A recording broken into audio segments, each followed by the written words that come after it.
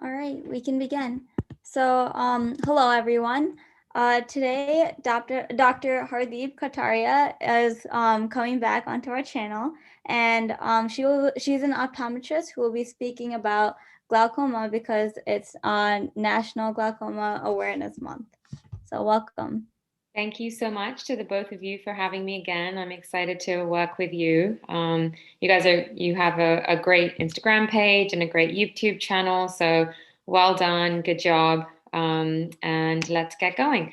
So I'm going to share my screen here so that you can see my presentation, and then we'll get going.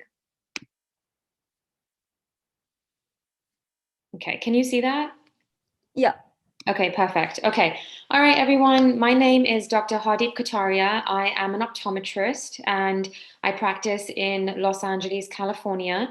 Today, I will be talking to you about glaucoma, which is also known as the silent thief of vision. And so, why do we call it the silent thief of vision? Well, the main reason is because a lot of the time, especially in the early and moderate stages, it comes without any symptoms. So the patient could be living their life and they would have no idea that they have glaucoma and there is active damage occurring at the back of the eyes, which then leads to permanent vision loss and it's irreversible. So in this presentation today, we'll be talking about what glaucoma is, who it affects, how to prevent it, how to treat it, risk factors, different types of glaucoma, and how to diagnose glaucoma. At the end of the presentation, we will have a review of 3 patient cases that will review different examples of how I treated and what the follow-ups will be and what type of testing was used in order to help diagnose the patient's condition. So glaucoma is defined as a group of neurodegenerative ocular disorders that leads to irreversible and permanent vision loss. The tissue affected is cranial nerve number 2, and therefore the retinal nerve fiber layer and all the axons that go along with that. So, as you know, there are 12 cranial nerves, and cranial nerve number 2 is also called the optic nerve, and it innervates the back of the eye. So, when you look at the back of the eye, when you go to the eye doctor can actually see a cross section of the optic nerve. And that is what allows us to understand if there's damage occurring. I will answer questions. I see some coming through, and I will answer them towards the end of the presentation. Okay. And then what is the mechanism? Well, glaucoma is defined as an optic neuropathy that is related to eye pressure inside the eye, and it's a very common misconception that the eye pressure will determine the type of glaucoma that you have, and that's absolutely untrue. Eye pressure is only a risk factor, and it's one of the treatable risk factors. You know, when you think of disease, you want to think of, well, what's my modifiable risk factor and what's my non-modifiable risk factor? So an example of a non-modifiable risk factor is your genetic inheritance, okay? And a modifiable risk factor is, okay, well, do you smoke, or your eye pressure, all right? So something that you can change about your environment or about your behavior or about your treatment. So the mechanism with glaucoma is that the eye pressure is elevated inside the eye. I don't want you to get focused on what number or what defines the eye pressure is elevated, because it actually doesn't matter, which you'll learn as you go along in the presentation. So what happens is that for that particular patient's eye, the eye pressure is increased inside the eye, and it creates a compressive force that translates from the front of the eye to the back of the eye, and it compresses the optic nerve, and that's what leads to damage. The vision on the sides, that's called your peripheral vision, that will start to go first, and then eventually your central vision will be involved. So in these pictures that have been provided by the American Optometric Association, on the left-hand side, you can see a very nice clear image with good colors, okay, very distinct lines. And then on the simulated vision, you can see that, well, you've got some not black, but very kind of relatively grayed out areas in the peripheral vision. And also the colors are not so defined, and the lines of the children's heads and faces are not so very well defined either. That is what a patient experiences when they lose vision from glaucoma. And unfortunately, that's permanent once it occurs. So when we look at the mechanism on the left-hand side, you have a healthy eye. So if we just quickly kind of review the anatomy of the eye, on the front of the eye, which is I'll point your attention to the left-hand side of the first diagram. The cornea is the outermost tissue, the epithelium on the front of the eye, epithelial-derived tissue. And then you have a space called the anterior chamber, and the aqueous humor is the liquid in the anterior chamber, which is the front of the eye, and that's where the eye pressure occurs, okay? Aqueous humor is liquid. And so if you have liquid in a small contained space and you increase the volume in a small space, what's going to happen? This is like physics 1, I think it was physics 1. the pressure in the container is going to increase. Okay, so then I will have you look at the picture on the right hand side where the title says eye with glaucoma. I don't know if you can see my cursor here, but eye with glaucoma. And then you have the increased eye pressure that's building up inside the anterior chamber on the front of the eye, and then eventually causing that compressive force to the optic nerve at the back. So when you treat glaucoma, one of the modifiable risk factors is the intraocular pressure, and that's where you're going to focus most of your energy, because with glaucoma, that's one of the really only modifiable risk factors. So what does the world say about glaucoma, and what does the United States say about glaucoma? Well, it's the second leading cause of blindness in the world, and that's secondary to cataracts. Okay, 3 million Americans have glaucoma in the year 2020, and only 50% of those patients know that they have glaucoma. So my public health folks out there might be thinking, well, there's a huge gap here. Either patients don't know what glaucoma is, or people don't know what glaucoma is. Maybe the eye care community, the community of healthcare professionals in the eye world, the optometrists and the ophthalmologists, are we not doing a good job of educating the public on what glaucoma is? Are primary care doctors not getting these patients into us as eye care providers? So you start thinking, well, what's the gap here? It's projected that by the year of 2030, these numbers will double, and then 20 years from there, it will triple. So that's really scary, with 3 million Americans having glaucoma in the year 2020, and that number is just increasing. Okay, well, again, my public health folks might be thinking, all right, well, we have to stop this is becoming out of control. Okay, and so the real true treatment here is that you have to detect it early. The earlier you detect it, the earlier you can implement treatment, the better prognosis that you have for these patients, and the less vision loss they'll have, the more enhanced quality of life, and the less people in this world will go blind from glaucoma. So the key here is early detection and early prevention. So what are my risk factors for glaucoma?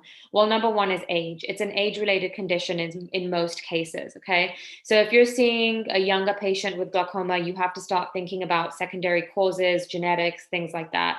So over the age of 60 is where you'll start really seeing, for most populations, especially the Caucasian population. When it comes to the African-American race, those folks are definitely at higher risk. Some studies show that it might be due to the physiology of the eye. It might be due to how strong the tissues are that surround the optic nerve, the connective tissue there. And then there might be a genetic component as well. And then also in the Hispanic population, again, it occurs in younger population. And again, you have to start thinking about genetics and, lifestyle factors and things like that. Family history of glaucoma. When you have parents and siblings with glaucoma, then that increases your chance significantly. With congenital glaucoma, that's mostly related to genetics. Secondary factors that can cause glaucoma, well, you can have a blunt trauma to the eye, and that can kind of cause a disorganization and rearrangement of some of the tissues at the microscopic level. And so that increases the eye pressure to go up, and therefore you'll have a traumatic type of glaucoma.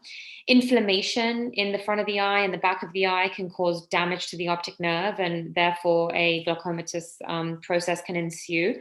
Treatment with steroids. So steroids, actually a side effect of using an eye drop in steroid form, like a prednisolone or a difluprednate. The side effect of that is an increased eye pressure. So if your eye pressure is increasing, then what's happening? Well, then you're getting that compressive force to the back of the eye. And again, glaucoma will ensue. Also high myopia. So myopia is high nearsightedness. So for the folks who are watching, if you wear a high glasses prescription over -6, so that might mean something to you in your contact lens box, for example, those folks are at higher risk of developing glaucoma in the future. Again, more related to kind of the physiology, the way that the eye is made, okay? It's related to the connective tissues. And then systemic disease, diabetes, increases your chance of developing glaucoma by twofold. Wilson's disease, which is a liver disease, heart disease, dyslipidemia, hypotension, all of these things, all of these conditions, systemic conditions, can increase your risk for glaucoma. So again, you might be thinking, oh, well, this is something that primary care doctors should definitely know about because they're managing diabetes and heart disease and dyslipidemia and hypotension and those kinds of conditions. And that's absolutely right. Primary care should definitely be involved in sending patients to eye doctors, optometrists, and ophthalmologists so we can get these patients evaluated for glaucoma. One of the most popular questions that I get from patients is, well, is my systemic hypertension related to my eye pressure? Is my body's blood pressure related to my eye pressure? And the answer is no. That's the short answer.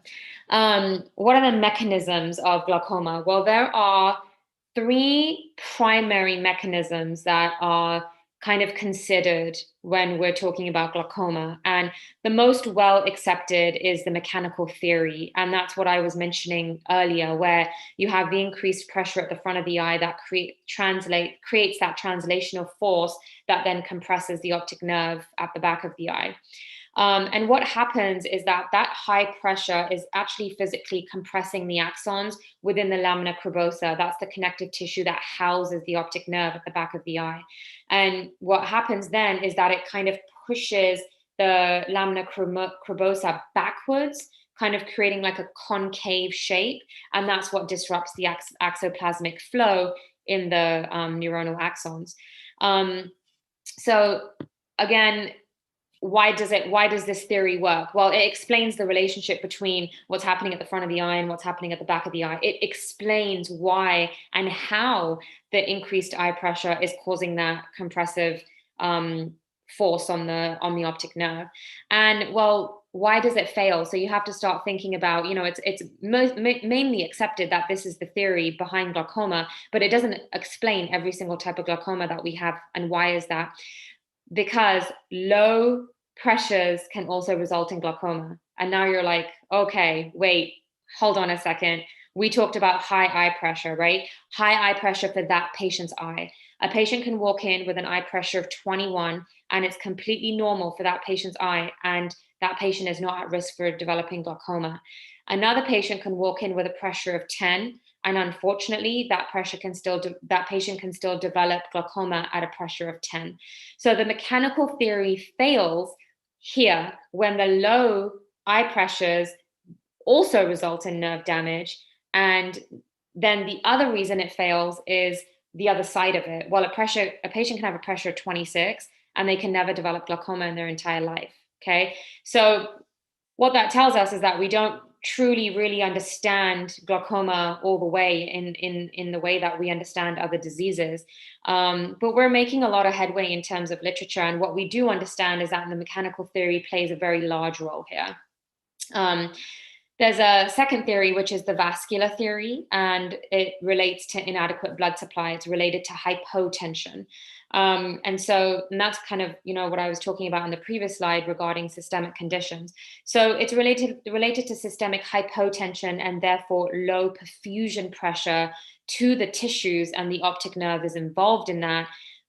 When you have a low systemic blood pressure, you also have suboptimal vascular autoregulation. So you can't you start blood pressure and you really have kind of difficulty ramping up that blood pressure. And that's the loss of the autoregulation in the vasculature.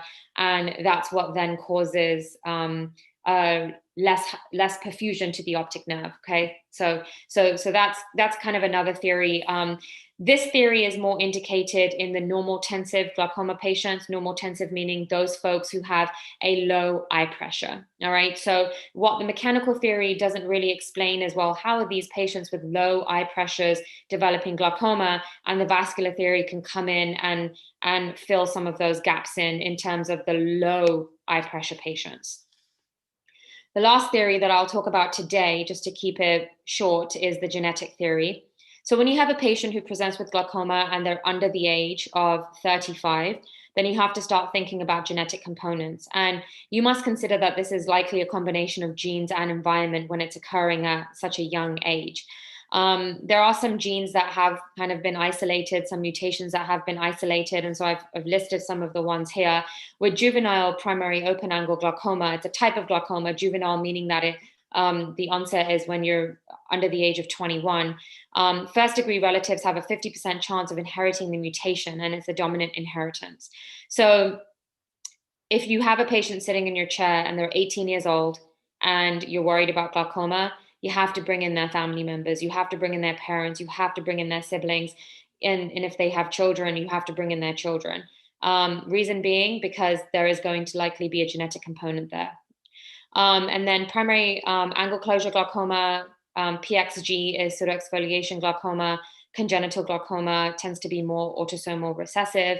And really, again, the genetic theory highlights the importance of, it highlights the importance of evaluating other family members, number one, but also if you're able to diagnose this early in one patient, let's say at the age of 35, okay? And then their children come in, and then they also have risk factors for glaucoma, and you look at the back of the eye and it seems like, oh, this patient might be at risk for glaucoma. If you start treatment early for these very young patients who have so much life ahead of them, you're giving them the best chance of saving their vision at a very early age. And that's the whole point, because if you're able to identify glaucoma at a very young age, you can start treating aggressively, and especially with other diseases that you know of, like diabetes type 2, for example, right?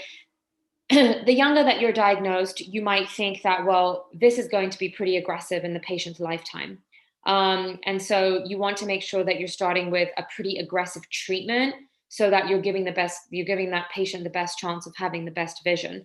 Sadly enough, just like with type 2 diabetes, the patient who is diagnosed at the age of 35 will likely lose some vision in their lifetime from glaucoma. But it doesn't have to be that they go completely blind, depending on when they get in for their eye exam and how aggressive the eye doctor chooses to be with their treatment. So when you're making the diagnosis for glaucoma, like I said before, there's a huge common misconception that it's diagnosed based on eye pressure, and that's not true. It's actually diagnosed based on the anatomy looks like at the front of the eye. I actually had a slide in here, but I guess it didn't show. Oh, here it is. Okay. So this slide here on the left shows you an open angle, and then on the right, so that the right half of it shows you a closed angle. You are going to generally divide glaucoma into two categories: the open angle glaucoma types, and then the closed angle, so open angle, closed angle.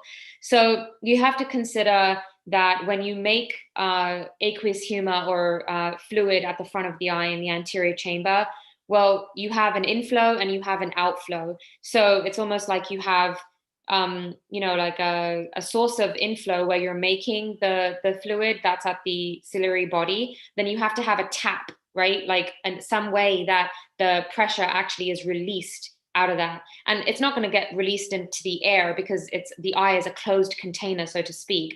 So there has to be some way of relieving that aqueous humor. And where does it go? Well, it goes into the vessels. And so in the way that it goes into the vessels is through this area on the left-hand side called the trabecular meshwork. Basically, it's a drainage system of the front of the eye that's made up of different types of connective tissue. And depending on how wide open that trabecular meshwork is and how efficient it is at draining the fluid, then you can make your diagnosis as to which category this patient will fall under. So if you have a very widely open angle which is the outflow system, a very widely open trabecular meshwork, that's going to be considered an open angle glaucoma patient. If you have a very narrow trabecular meshwork to the point where it's covered by other anatomical structures on the front of the eye, to the point where there's no outflow, that tap is not open, that drainage system is not open, that is called closed angle glaucoma or angle closure glaucoma. Okay, so it really just depends on the drainage system, how open the drainage system is, and how that fluid can make its way out of the eye and into the blood vessels and then gets shunted out of the eye itself. So the way that we look at the angle is we put a mirror on the patient's eye. So we put a topical anesthetic in, we physically put a mirror on the front of the eye that allows us to visualize in the clinic behind the microscope, allows us to visualize in real time the patient's angle and the patency, how open it is. So your primary open angle glaucoma can then also be broken down into secondary types of open angle glaucoma. And then your angle closure glaucoma is just as it is. The angle is not open, therefore by default it's closed. So primary open angle glaucoma is the most common type of glaucoma. Again, you start with your peripheral vision, and then eventually it makes it into your central vision. This type of glaucoma is the real true silent thief. And the reason for that is because in the early and moderate stages, you have no idea that the eye pressure is high. And given that it's under 40, let's say, you won't have any pain, you won't have any redness, any irritation, any blurry vision. The patient will have no symptoms whatsoever. And so if the patient sees fine because they don't need glasses and they have never needed glasses, a patient could be walking around with high pressures and not know it. And every day, damage to the optic nerve could be occurring and the patient has no idea. And they could be losing peripheral vision, little spots in their vision. Our brains are really clever. The visual cortex will fill in gaps of your vision that's missing. And you have two eyes, don't forget. So if the right eye doesn't see very well just in that one spot, well, the left eye is going to compensate for it. And that's going to be the dominant eye for that spot in your vision. You'll have no idea that you have damage in that eye.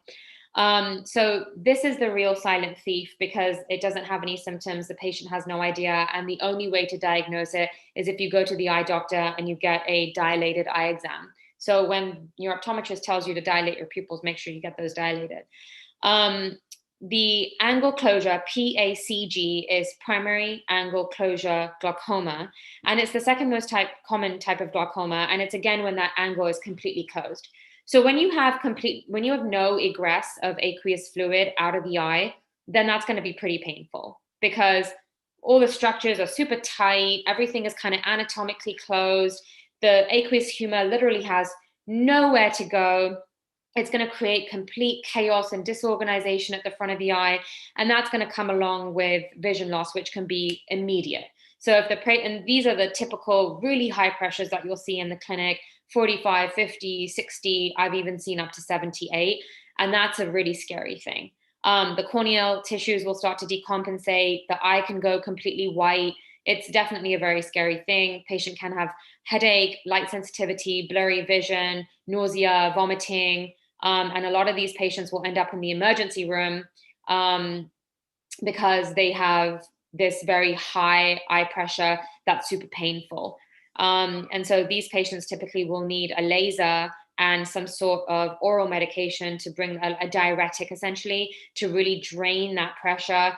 So sometimes we administer acetazolamide, sometimes we have to administer mannitol for the patients who don't have diabetes. And so it's definitely a very scary experience for the patient. And that condition is not going to be slow and progressive. That's going to be super quick, super fast.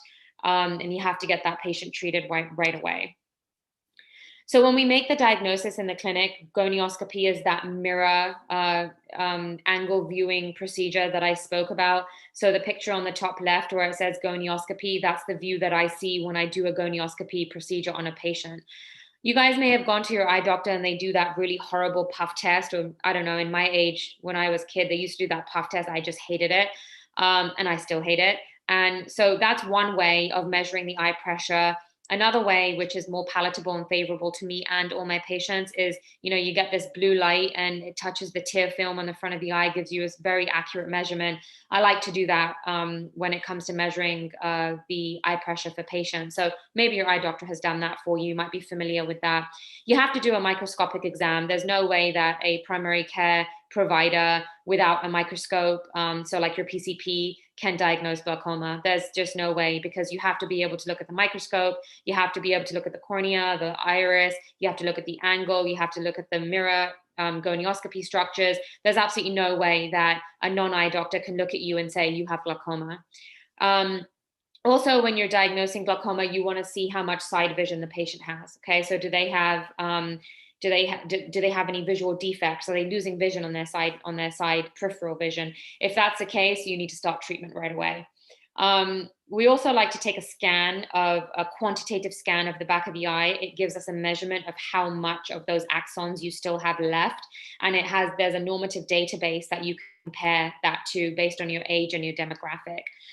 So for example, if we look at the back of the eye and we take a measure and we say, okay, well, a normal number of, a normal thickness of nerve fiber layer is about 92 microns, and then yours is about 65. Okay, well, there's a problem there, right? But if it differs by about 8 points, no big deal. You have to take into account physiological variations as well. So my point being is that the peripheral visual field test is a test that allows me to understand what the patient's function is, right? So do they have vision loss? Is the patient noticing visual field loss? The thickness test, which is the quantitative data, the OCT, that gives me an idea of what the structures look like at the back of the eye. Okay. So how much tissue do you have left? How much tissue am I working with? And how aggressive do I need to be in my diagnosis? And then the other thing you look at is the thickness of the cornea, which is the front of the eye. And that's one of those non-modifiable risk factors that we touched upon. So when you treat glaucoma, the mainstay is eye drops. You have to think about, for your patient, is the problem with making too much fluid in the anterior chamber? Or is the problem that the eye pressure is not getting out of the anterior chamber?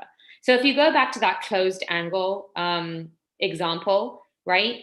If you're going to give a patient that enhances that outflow mechanism when all of those structures are jammed up against each other and it's super tight, you're not going to do anything, because that eye drop cannot physically get into the trabecular meshwork and open it up because everything's closed. It's all jammed up. So you have to think about your type of glaucoma before you start with your treatment options, okay? Laser is also another way that we like to go when it comes to treating glaucoma. I like to think of laser as kind of like a safety net. If you think about it, when you ask a patient to use one eye drop, two eye drops a day, you're asking the patient to do a lot. And it's very difficult to remember to do an eye drop or two eye drops or three eye drops. And I have patients do 4 eye drops sometimes with aggressive glaucoma. So I like to have a safety net where if the patient forgets to use an eye drop, 1 day or 2 days out of the week, well, is that pressure just going to go sky high and create that compressive force against the back of the eye? Well, I don't want that. So with the laser, it's basically it's a heat laser that is treated, the pigment in the eye itself basically uptakes that heat, and it creates these little micro scars in the trabecular meshwork. And when you have scars, anytime you have scars, you have contraction of tissue, and that contraction is going to blow open the trabecular meshwork, and it's going to really open up that drainage system so that aqueous can then start to flow out pretty nicely. There are some candidates that are better for this type of treatment. So somebody who has a lot more pigment in their eye is going to respond better to this type of treatment.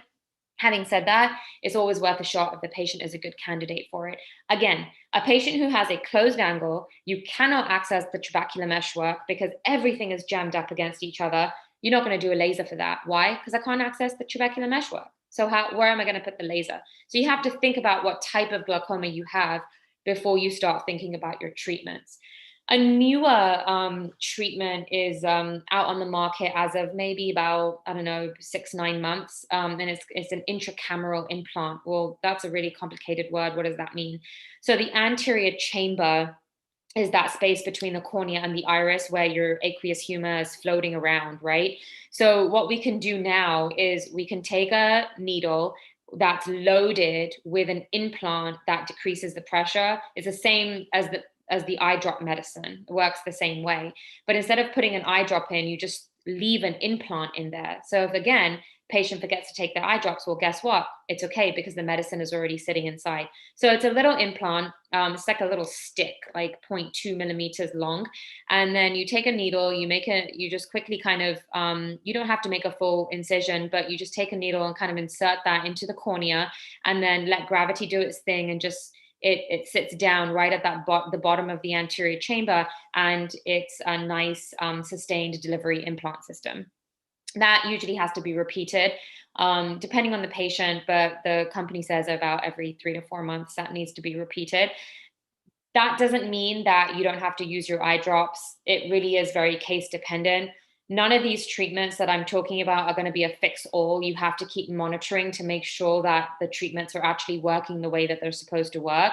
And the way that you monitor that is you make sure the patient's not losing vision. That is the only way to really understand if your treatment is working, because that's the goal, is to prevent vision loss. And then the last is surgery. And with surgery, basically you've at this point exhausted all of your eye drop options, all of your laser options, all of your implant options, and there's just nothing left to do anymore. And now this patient, I mean, a patient going in for glaucoma surgery is a very advanced glaucoma patient. They usually already have vision loss. They're already having difficulty kind of with mobility, things like that. And the reason that we have so many other alternatives before we get to surgery is because it's a pretty hefty surgery. Patients have to come in for follow-ups very imminently. They have to use eye drops after the surgery. A lot of patients won't necessarily be candidates for it. It's a very involved procedure, and some of the more traditional surgeries have a lifetime of only about 10 years, and then we're kind of out of options. There are definitely newer surgical options that are coming about that are a lot more promising than the conventional ones that we've had available to us. The idea behind surgery really is that you're installing hardware inside the eye and creating a completely different outflow mechanism than what the anatomy provides. So that angle that I talked about earlier, that's just completely negligent at this point. You don't worry about that. And you just create a completely separate outflow pathway. And that's with hardware, so some sort of tube shunt or something to shunt that fluid out of the eye. It definitely can be very involved. Okay, so we are going to go over some cases. So the first case is a 77-year-old Hispanic female. She has type 2 systemic diabetes. She's insulin dependent, uncontrolled. She has high blood pressure. She has dyslipidemia, and she has a history of a sulfur allergy. So you can see here a picture of her right eye on the left side and a picture of her left eye on the right side. And what you're looking at, that round kind of white circle right in the middle of the picture, that's the cross section of the optic nerve. The way I like to explain it is that it's like a bagel. And a bagel usually has a hole in the middle. And then the bagel, you have, the meat of the bagel, the bread of the bagel. That represents your neuroretinal rim and your axons, essentially, okay? You want to have axons. You need to hold on to your axons. And so you want that meat of the bagel or the bread of the bagel to be as thick as possible, and you want the hole inside the bagel to be as small as possible. And as glaucoma occurs and gets worse, the hole gets bigger and bigger and bigger and bigger, and the meat of the bagel gets smaller and smaller and smaller, okay? So I'll first focus your attention on the picture of on the left-hand side, okay? So you'll see the circle, you'll see a large circle, and then you'll see a smaller white circle inside. That smaller white circle represents the hole in the bagel, and the difference between the large circle and the small circle represents the meat of the bagel. Okay, hopefully that makes sense. So with glaucoma, like I said, the hole in the bagel just gets bigger, bigger, bigger, bigger, bigger. That tells you that you're losing axons, you're losing tissue, and that tissue corresponds to vision. So this patient's vision is 20/70 in the right eye, so 8 lines away from 20/20, 20/60 in the left eye, 7 lines away from 20/20. So those of you who like your 20/20 vision or have 20/20 vision can imagine just how debilitating this can be, to not be able to see those TZV-ECL at your eye doctor's office. Pupils were round and reactive to light and equal in size. Her finger counting field, so how many fingers do you see here, those were constricted. So now I'm testing her peripheral vision, and it's restricted. She can move her eye muscles just fine. So EOMs is extraocular motility, which is smooth, accurate, full, and extensive, safe. And then her eye pressures are 33 and 31. Her gonioscopy is open. So we talked about the trabecular meshwork, right? So the angle, and it's open. which means that drainage is occurring or should be occurring theoretically. And then her pachymetry, which is the corneal thickness, is very thin. I'll just tell you now that there was a huge study done in, it was the late 1990s, and they showed that a thin corneal pachymetry, just based on the anatomy, is an independent risk factor for developing glaucoma. So just take that for what it is. So the patient has been on 2 medications, and she's been on Combigan. The name of the medication is a combination eye drop. It's a beta blocker, and it's a carbonic anhydrase inhibitor. That's the combination. I'm sorry, it's an alpha 2 agonist. Sorry, it's a beta blocker and alpha 2 agonist. And then your Vyzulta is a prostaglandin analog, and it has some nice nitric oxide benefits to it as well. So she's on these medications. Her pressure is 33 and 31. She has advanced glaucoma in the right eye. She has moderate glaucoma in the left eye. And we really want her eye pressure to be in the single digits. What does that mean? I want her eye pressure to be 8 or 9.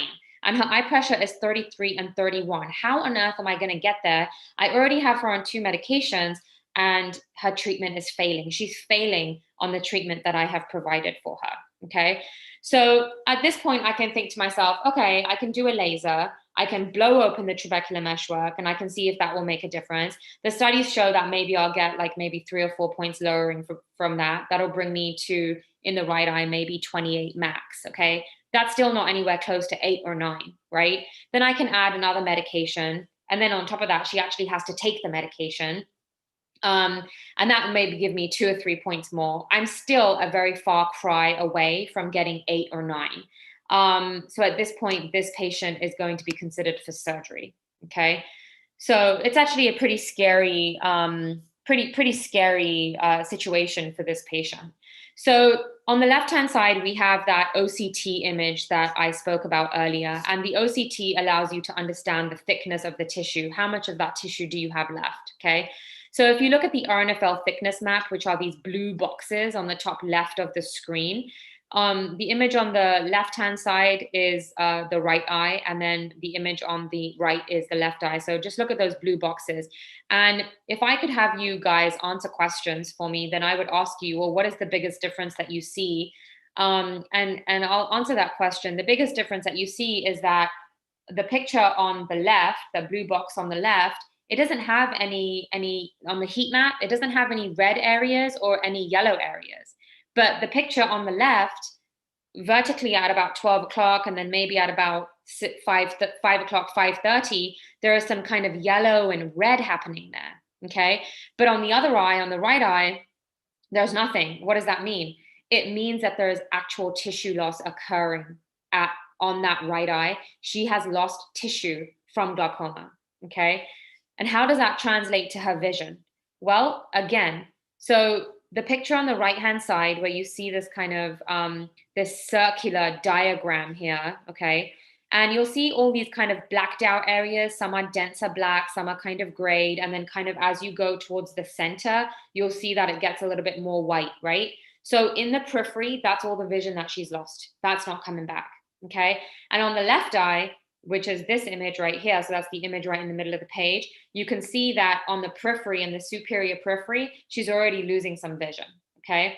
So the right eye has a high pressure of 33, her treatment is completely failing, she has significant vision loss from glaucoma, and she has structural RNFL or axonal loss from glaucoma as well. So we are in a lot of trouble here. And that patient is actually being signed up for surgery. She's going to get a tube shunt, which is when you insert hardware inside the eye and then create a separate outflow. And the reason for that is because we really need that pressure to come down to the single digits. And there's no way that we're going to get there with a combination of drops and laser. And so we have to pull out the big guns, and she's definitely going to need surgery. The whole point of surgery is to prevent her from having any further permanent vision loss. We cannot obviously bring back the vision loss that she has experienced already, but we can prevent vision loss from occurring further.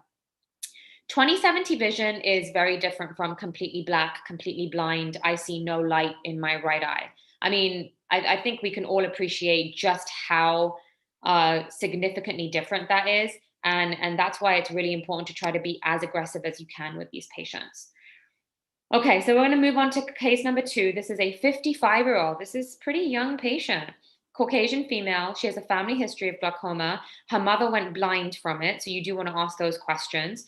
No pertinent medical history, no known drug allergies. Her vision is very good.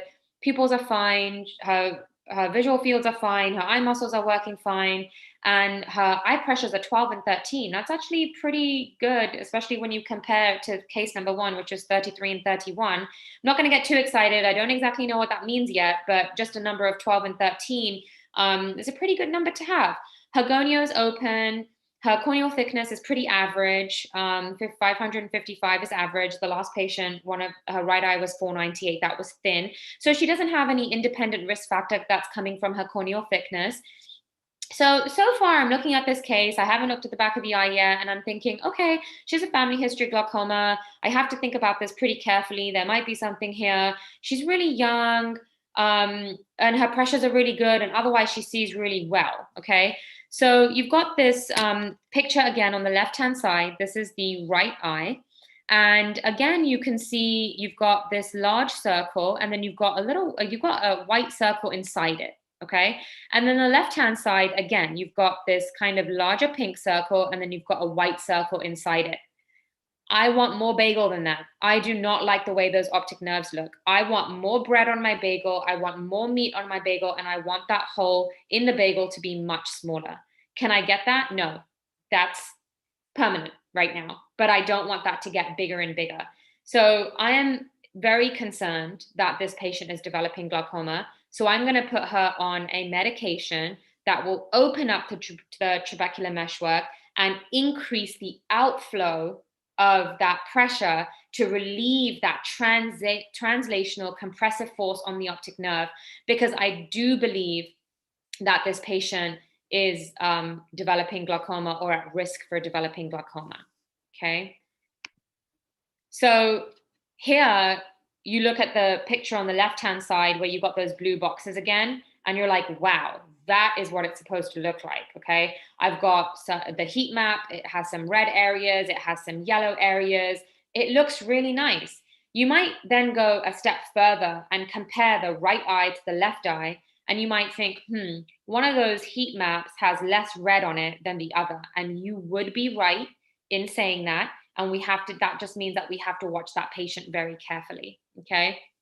And then on the visual fields, again, the 2 white images with the circles in the middle, this tells you how the patient sees on the peripheral vision. So she kind of has some areas, some little black dots that tell me that she didn't do so great on the visual field, and maybe there is some glaucoma that's happening. I'm not super excited about it. I'm not worried about her. I have her on a medication. We're controlling the eye pressure. And again, this case really very nicely highlights the importance of implementing that treatment very early so that we can prevent vision loss. I do expect this patient to do really well, given that she's actually compliant with her medications. And I do not expect that if she is being treated and monitored for glaucoma, I do not expect her to lose vision and go blind from glaucoma. Okay, I'm gonna actually skip the last case so that I can have some time to answer some questions, because I see a lot of questions in the chat. So let's skip that one, and let's just kind of go to the end of the presentation so we can conclude. So vision loss typically occurs without symptoms, and that's why we call glaucoma the silent thief of vision. A dilated fundus exam only with an eye doctor can make the diagnosis. And the reason for that is because you need a lot of that ancillary testing to help you. You cannot just look at a patient and say you have glaucoma. You want to assess the risk factors to determine how often you're going to see this patient. So the patient is over the age of 65. They have a family history of glaucoma. They have a history of diabetes. They have large optic nerves, which means that they have a larger hole in the bagel and less meat on the bagel. They have a high eye pressure. They have thin corneal thickness. These are risk factors that make me want to see the patient every 3 months instead of every 1 year. Okay. Every patient's going to be different, and you want to assess the risk factors. When those patients do come back in, you have to repeat testing again and again. So maybe some of you have parents or aunts, uncles, grandparents who are being monitored by their eye doctor, their optometrist for glaucoma.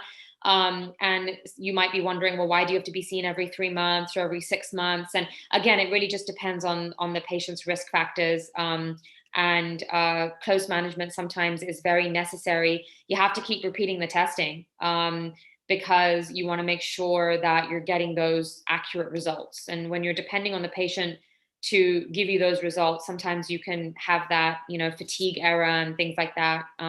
So repeating testing is very common in my glaucoma clinics. Okay, so I do get a lot of questions from students asking if my office is currently accepting students or interns for shadowing opportunities during the pandemic, and unfortunately we're not. I do think that we're going to open up, once things calm down and California kind of opens up a little bit. And so just check back with me. But for right now, just to let you know that we are unfortunately not able to offer that at the moment. Okay, so can glaucoma ever occur in young people? Yes. Are there doctors actively searching for a cure for glaucoma? Yes, there's a ton of research that's happening. Why did you choose to be an optometrist rather than an ophthalmologist? Well, the biggest difference is surgery, and I wasn't interested in doing surgery. Optometry offers me a wide range of patients that's more focused on medical management and kind of allows me to collaborate with other healthcare providers and also focus on rehabilitation of the vision. So when patients lose vision, as an optometrist, I'm in a really good position to be able to offer some sort of solution to their vision loss and help them function. I find that very rewarding. How often do patients come in with cases such as glaucoma? Depends on the setting. If you're like opposite college or a university, like an undergraduate university, probably not very often. But if you're in a setting like mine, which is mostly geriatric patients, then 85% of my patients have glaucoma. How does treatment look like and last? So we talked about that. Certain races at higher risk for glaucoma. Yes, we talked about that. For the African American population and the Hispanic population, it tends to occur at a younger age. Can using eye drops frequently help decrease the chances? Unfortunately, there's not a ton you can do to prevent glaucoma, especially when there are those non-modifiable anatomical risk factors. That's a great question, actually. The biggest thing that you can do to help prevent is make sure that you are getting a dilated eye exam, especially if you do have a family history, because that can help the eye doctor really identify your risk and implement a follow-up plan for you. So that, if things do start to change on the testing, then your eye doctor can identify that and implement treatment right away.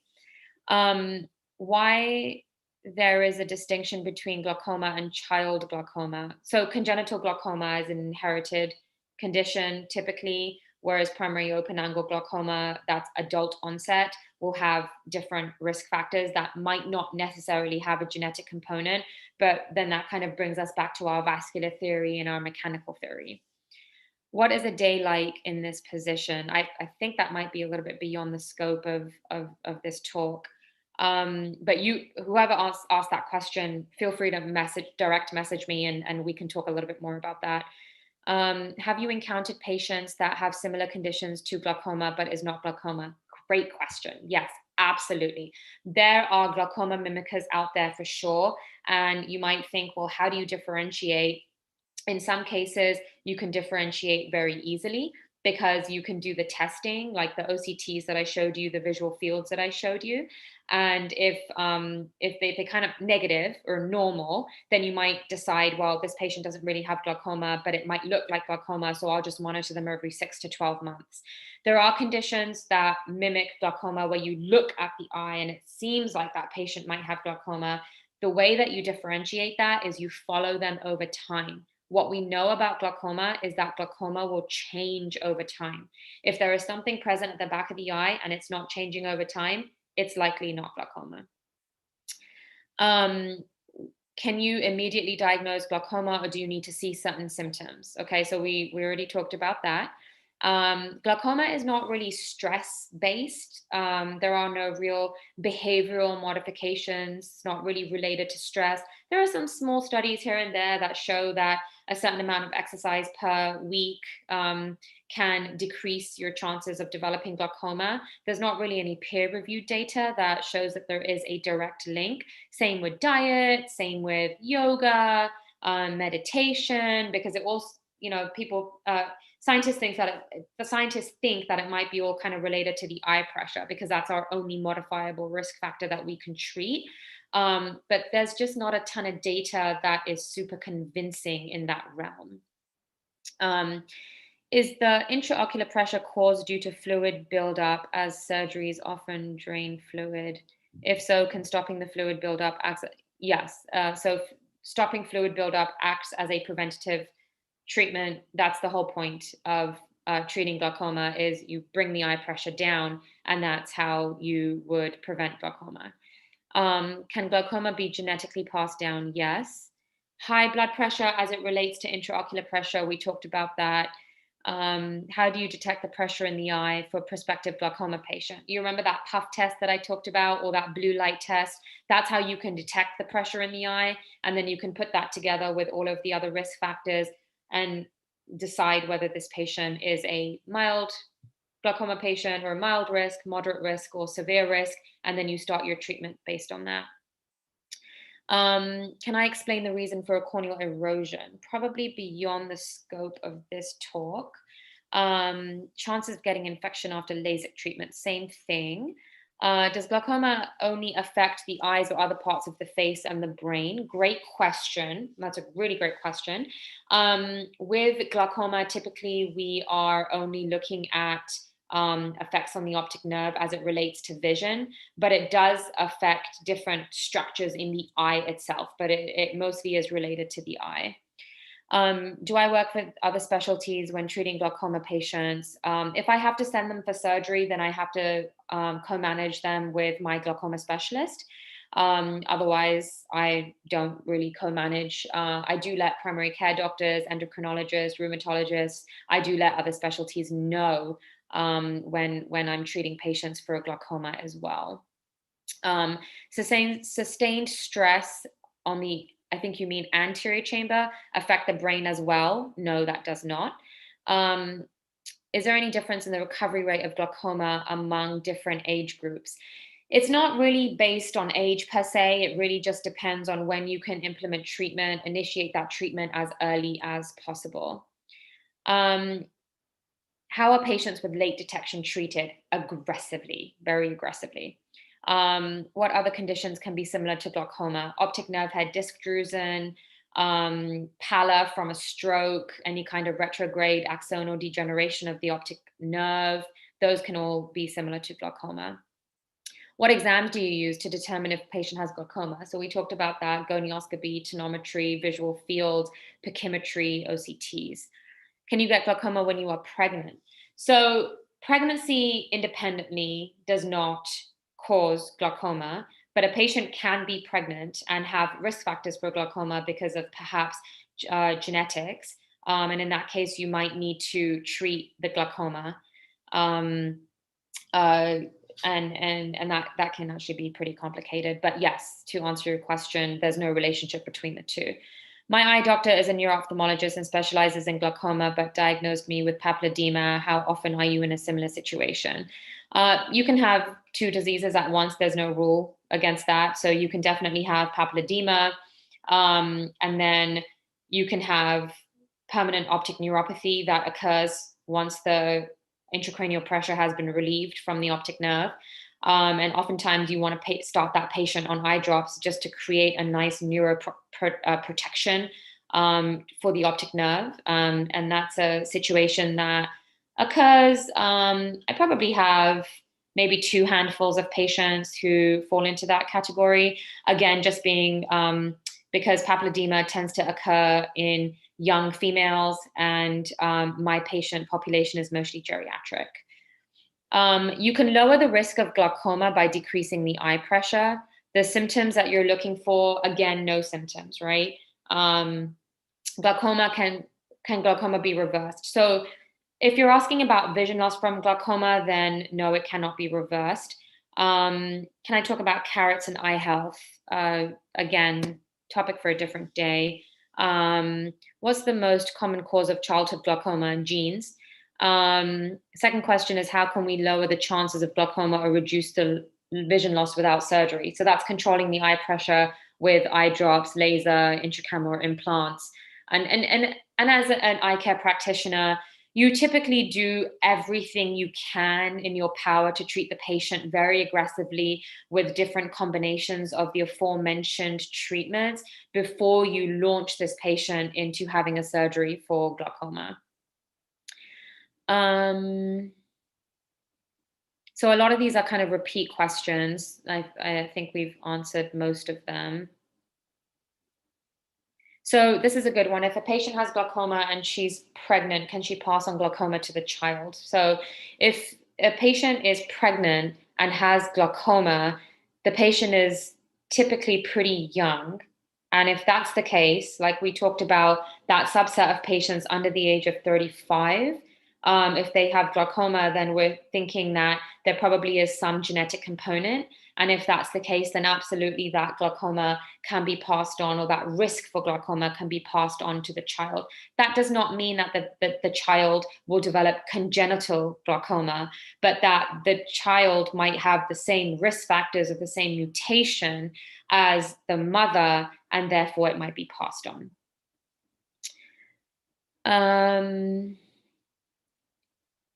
How often do you think people should get their eyes checked in order to make sure that their eyes are not damaged? So you want to make sure that you're getting your yearly eye exam and that you're getting a dilated eye exam every year. So don't only just go in for your contact lens and glasses prescription, but actually, get the pictures that your eye doctor is offering and allow them to put the eye drops that make the pupils large so they can look at the back. It's the only way that you can really assess for glaucoma. So that's a great question. The person asks, do they only have to get this checked once, and are they good? Does that mean that they will never get glaucoma? No, absolutely not. You can develop, things change with glaucoma. Glaucoma is it's a progressive, dynamic disease. So just because 1 year you don't have glaucoma doesn't mean that in the next 10 or 15 years that you won't develop glaucoma. And that's the whole point of going in and having your eyes examined.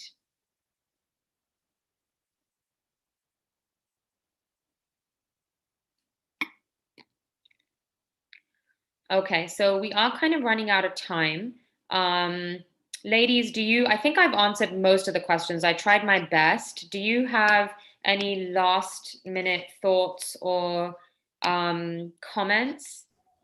No, actually, your talk was amazing. I definitely learned a lot more about glaucoma that I didn't know about before. So thank you so much for your insight on it. And yeah, I think you did answer a lot of these questions. If you didn't answer it specifically right now, I think you definitely went over them during your talk. So thank you so much for answering these questions too. I'm sure a lot of people got a lot of insight from those as well. Very good. Okay, thanks so much for having me. Good luck. And I'm happy to jump on again anytime. All right. Thank you so much. And Thanks. everyone else, sorry, one more thing. Oh, yes. Everyone else who's still watching, just make sure to fill out the Google Forms in order to get your shadowing hour. It's due at 10:25 p.m. EST. So, yep, that's about it. Thank you so much.